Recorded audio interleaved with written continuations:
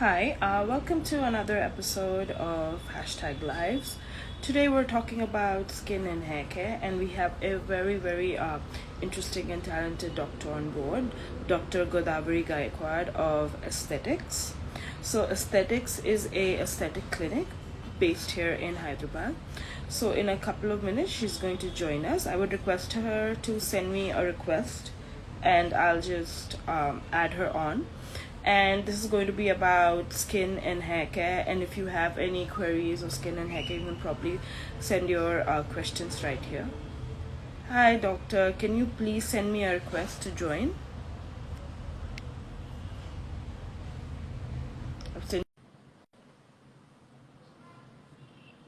So of course it's winter, it's also the season for a lot of weddings. We're all trying to take care of our skin. Hi. Hi. Hi. Hi. How are you? I'm good. How are you?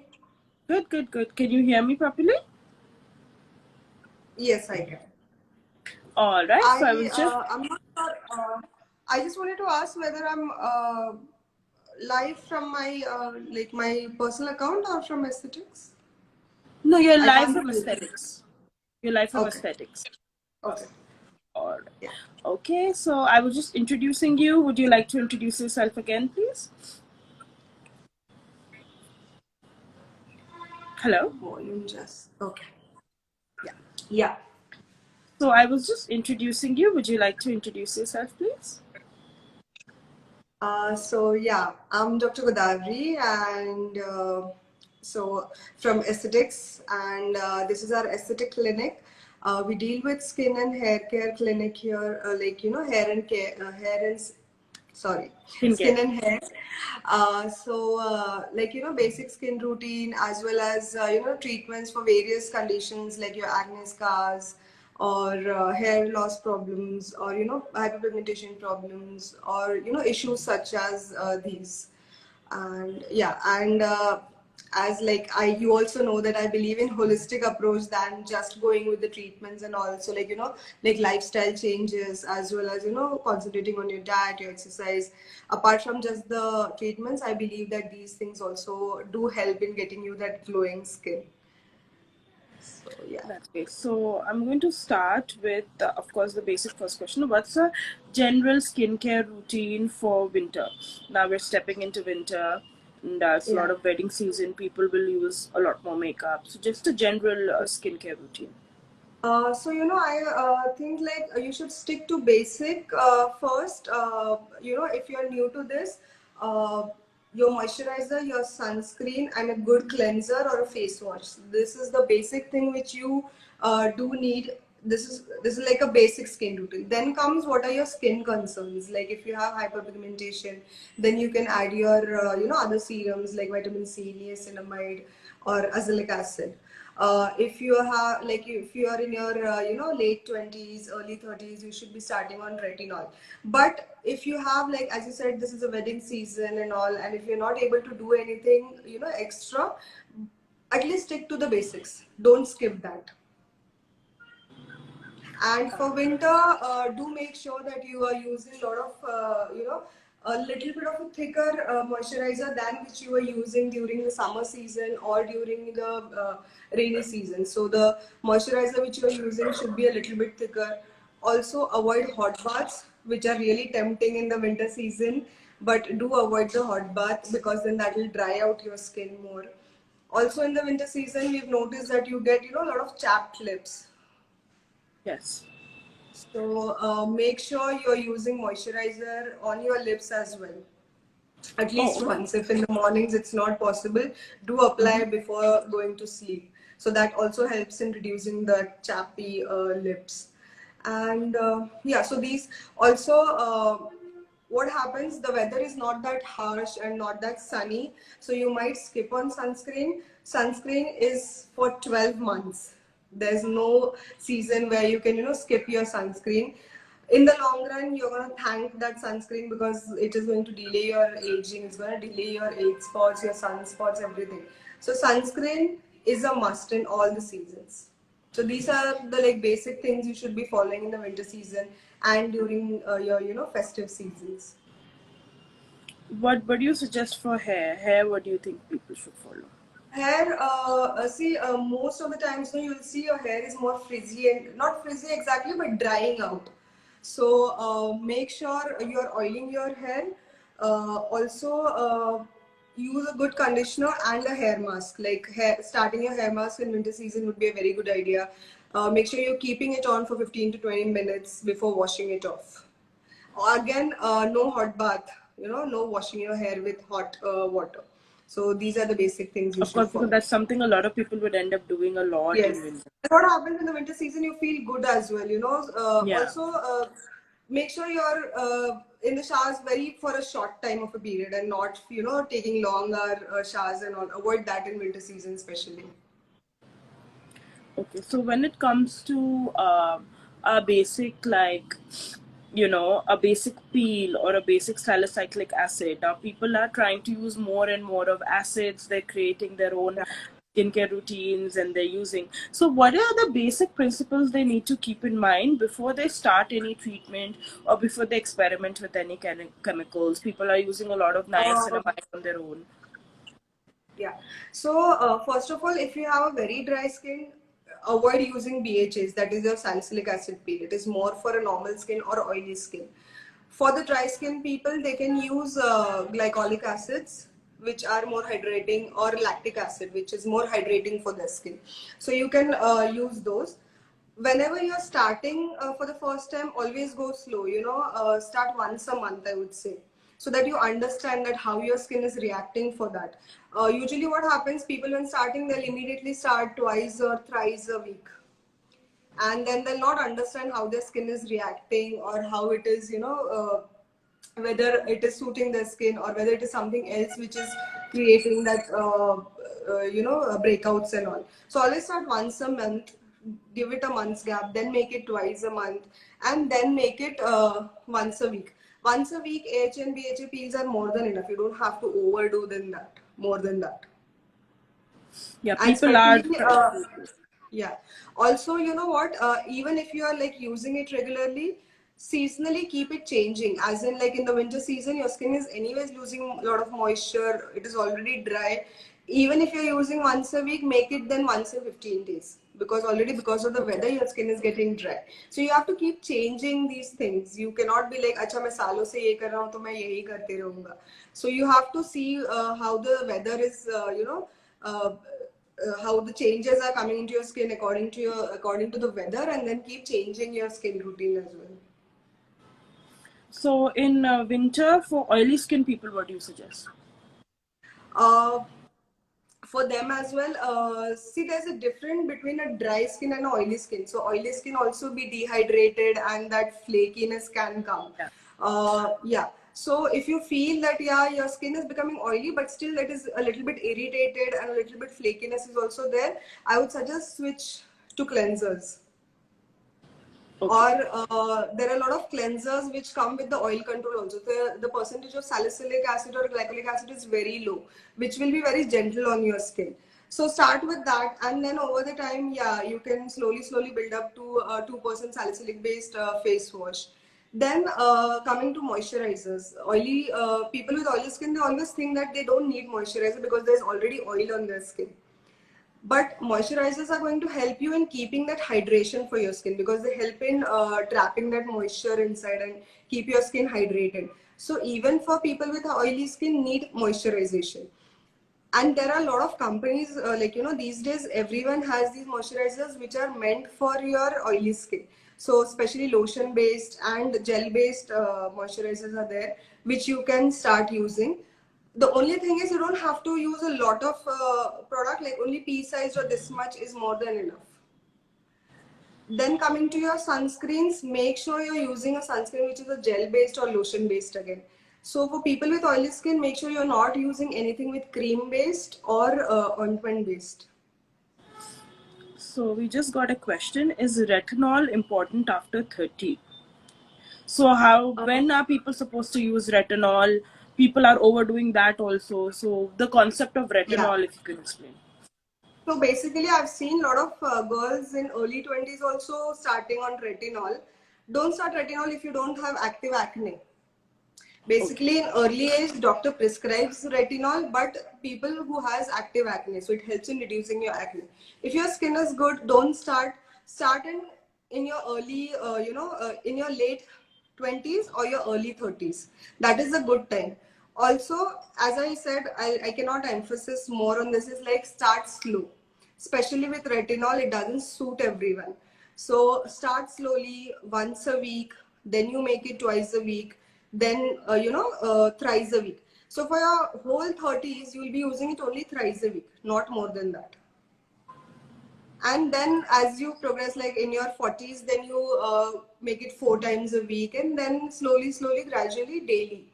That has to be the progression, and not like daily just keep on using retinol and everything. It will not help you. What are the precautions people need to take while they're using retinol? Especially the moisturization, because retinol definitely dries out your skin. First of all, like in the morning, especially, whenever you're using retinol, don't use the vitamin C along with it. It doesn't go with vitamin C. Or on the days when you're doing AHA, BHA peels, do not use retinol on those days. Okay. Because this will just dry out your skin more. Apart from that, when you are using the retinol on those days, wash your face with cleansers and not with harsh face wash. Okay. And also there is a technique when you are starting the retinol, and if it's a little bit harsh for your skin or your skin is very sensitive, what you can do is apply the moisturizer first, and on top of that apply the retinol. Okay. Not So these directly are on your the skin. These are the tips when how you have to start if you have a sensitive skin. does retinol also make your skin more sun sensitive? Like, Yes, that you is why get. it's recommended to use it at night, because it is a Okay. little bit photosensitive. Uh, but if you're using good amount of sunscreen, that shouldn't be an issue. And also remember that if your skin becomes flaky and red, it means the quantity you are using is high. So reduce that quantity. Then Okay. you'll see those effects are not there. Okay. All right. So what are some of the common treatments now for hyperpigmentation? So somebody's asked about hyperpigmentation. What are the Uh, treatments they can follow for hyperpigmentation? And what can be the So see, causes? starting with the topical things, depending on how much, how severe your pigmentation, we can put you on just the topical creams or ointments. Apart from that, you can do your chemical peels. So I always suggest going with medium depth peels, which gives you, faster results and better results than going with the milder peels. Uh, you can do a Q switch laser, which can remove out the pigmentation for you, or else even the microneedling with depigmenting agents as well help. These are like few treatments which are available. Okay, so Some what of the are medications also help, but not to that extent. Like the results are really slow with medications. what are the common causes for hyperpigmentation? Often, that is. Uh, Most common is sun exposure. Then because of the hormonal changes as well, you will see a lot of pigmentation. So people with PCOS will have pigmentation. People with insulin resistance, you will see a lot of pigmentation. Even with thyroid issues, you will see a pigmentation happening. Plus there is a condition called melasma, which can occur during pregnancy, because there are a lot of hormonal changes happening in your body. So it can happen. Plus post-inflammatory, as in like it happens in your acne. So there's a lot of inflammation going on, and in that area, your body's response is to produce a lot of pigmentation. So any kind of inflammation that happens, like even if you have a bruise or if you fall down, and if you don't take care of that area, you'll see a hyperpigmented mark over there. So these are the few causes which can cause, even if you have something and if you use a good sunscreen, the amount of pigmentation that is going to form will be reduced to half. So that is how important the sunscreen is. Okay. What are the common like vitamins that people tend to not take, and that are important for your skin and hair? And a lot of people take biotin, but is there any common vitamins that people need to make sure to? If you want to have a good skin and hair, concentrate not just on your biotin but also on your vitamin D, which is very low in most of the Indians. Like you'll commonly find that people are deficient in vitamin D. Then vitamin B12, with vitamin B12 deficiency, you'll see you have perioral pigmentation, plus you'll have pigmentation on your knuckles. Okay. Uh, Plus ferritin, that is your iron level. If you have very low, then you'll see a lot of hair fall. So even that you should concentrate on. Plus omega-3 fatty acids that help you in giving you that nice glow to your skin. So these are the few things which you should see whenever you're taking a multivitamin. Do include in this. I always prefer, taking a multivitamin than taking single tablets, because it becomes a very Of course. tiring thing to take 10 Yeah. tablets a day. So go with a good antioxidant wala supplement and go with a normal multivitamin. These two things are more than enough for you. So, what are the common like treatments now? What are the few lasers and all which are becoming very popular, and what are they being used for? What kind of treatments are they being used for? So see, most There's so commonly many it's for various laser kinds hair of lasers. removal. Mm-hmm. Laser hair reduction, which is very Of common course. these days. So we do diode or IPL for that. So these are the two lasers used for it. Again, a long switch Nd:YAG is also used for laser hair reduction. Then there is this fractional CO2 laser, one of my favorite lasers, that is for your acne prone skin, acne scars if you have, or any kind of scars. Even for surgical scars it works nicely, even for stretch marks it works nicely. Just if you want a skin tightening and that just want to remove the tan and all, even that works, like fractional CO2 laser works. Then there's this laser called MNRF, that is your microneedling RF. Okay. That really gives good results for your tightening of your skin. Plus if you have that loose skin over your neck, when you Mm-hmm. age you start seeing the loose skin Yeah. in your neck. So that also it gets tightened. Plus for stretch marks also MNRF is really good. Then Q-switch laser, as we said, it is for your removing your pigmentation. Plus this carbon laser, carbon facial is very famous. So in that also your Q-switch laser is used. Uh, Also it's used for your tattoo removal. So even that is useful. So these are the trending lasers for now. Can you tell us about PRP and how the treatment is conducted and what are the benefits? So PRP is basically your platelet-rich plasma. So your platelets are really like a power source of growth factors, and these growth factors help in giving. It's more popular for your hair growth because it gives all those growth factors to your hair follicles, and you'll see your hair growth is faster, more denser, and even texture becomes more smoother than if you have a frizzy hair and all.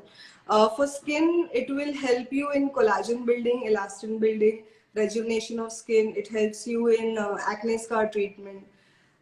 Procedure is pretty simple. We take your blood, we separate the PRP, and then we inject wherever it is necessary. No side effects because it's your own blood that we are taking. If the person, the only thing is, we recommend getting a test done, your CBC, to check what is your baseline platelet levels, so that accordingly we can, say what the results you can expect and all. So yeah, it's really helpful, especially for, and as the vampire facial is also famous, so in that also PRP only is used. So amazing results, especially for hair. I've seen really good results. Like you can see hair fall stopping in just 2 PRPs. After that, a new growth can be seen and very nice. Like the main thing I have noticed is the good thing is that your texture as well changes. So you don't have to go for those treatments like keratin, which have in the long run they have very like side effects of hair fall again and everything. So that also you can see just with the PRP treatments. Usually, how many sessions do people take when they're taking a PRP treatment? It depends on how severe your hair fall is and what your concerns are. Usually 4 to 8 are recommended. So And for minimum four, I feel. for acne scars, etc., what are the treatments that people can opt for?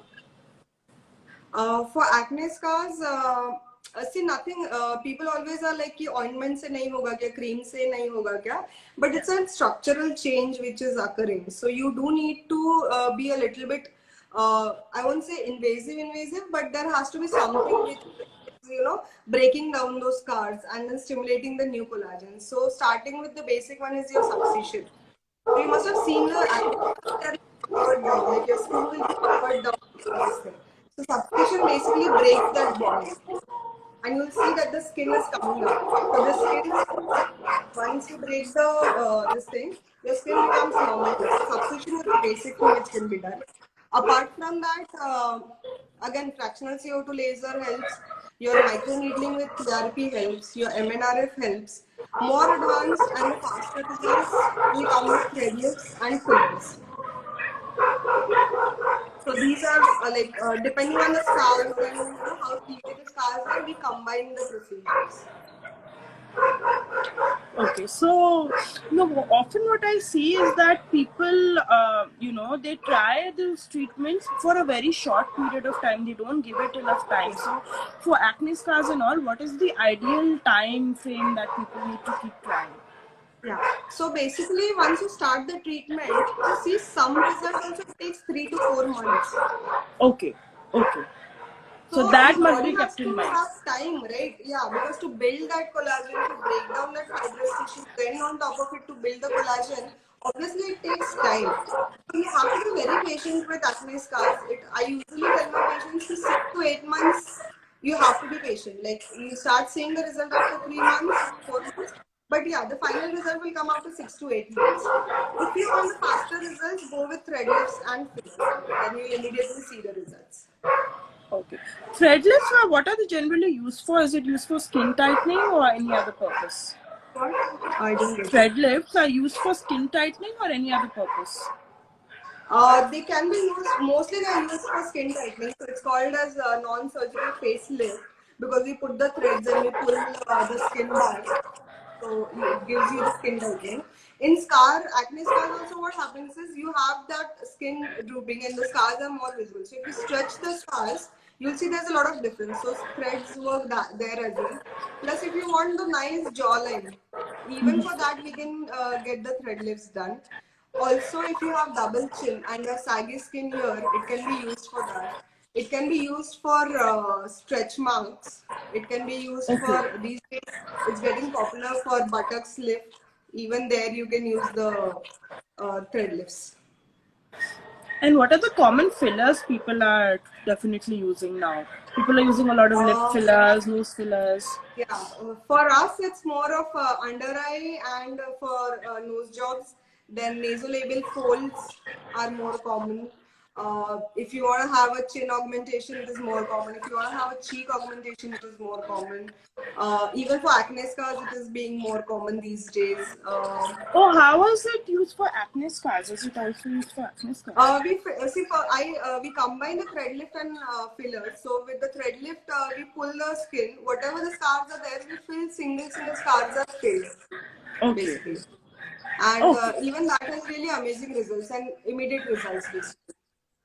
Okay, so those are like the most popular aesthetic treatments that Yes. are out there right now. So before we wrap up, do you want to give a few skin and hair care tips and in general overall for people that Yeah. don't really follow much? So the most common is stick to the basics. Like, start, if you are starting a new, don't get 10 products and try to incorporate that. Start with basic, you're a good cleanser, a good moisturizer, a good sunscreen. Then see how your skin reacts for a month or two. Give it month or two, time to get adjusted to those products. Then start one product at a time. Like if you want to start vitamin C, then start vitamin C, use it for a month. Then you start with niacinamide, then use it for a month. Always, whenever you're starting any product, research about it. Don't just blindly follow whatever it is there and yeah, I'll start. No. Read about it, see whether it's going to be useful for you or not, and then you start. Don't just invest. Always invest in a good skincare routine, like vitamin C. Invest more in that because in the long run, it's going to help you. Invest nicely in your sunscreens because that also is going to keep you young for a longer period of time. One more, this thing is consistency is the key. If you're using it once a week, twice a week, do not expect any results. Also, for any product, give it 3 to 4 months time to show some result because we are very impatient when starting something. We'll be like, Yeah.